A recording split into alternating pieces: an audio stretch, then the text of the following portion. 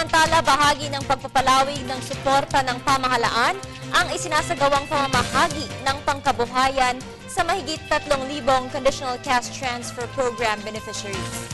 Ang detalye mula sa balitang ito ni Fred Monteza.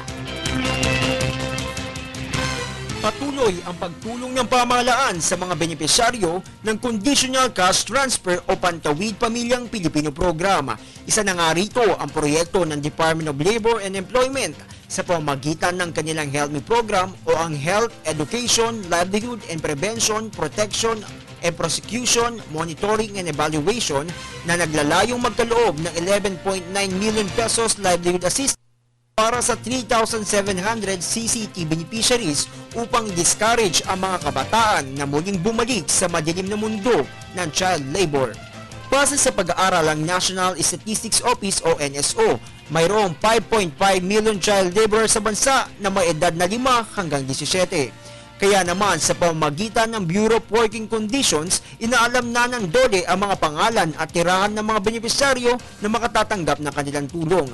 Kaisa rin ng Department of Social Welfare and Development upang masugpo ang kalakalan na kung saan ang mga kabataan ang pangunahing mga biktima.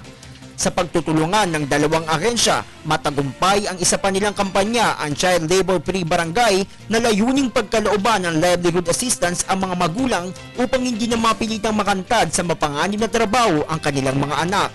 Sa patuloy na programa at kampanya ng pamahalaan upang masugpo ang matagal ng problema sa child labor sa bansa, inaasahan na sa hinaharap, hindi na gamit pantrabaho ang hawak ng mga kabataan, bagkus mga kagamitan sa paaralan upang gumuhit ng magandang kinabukasan.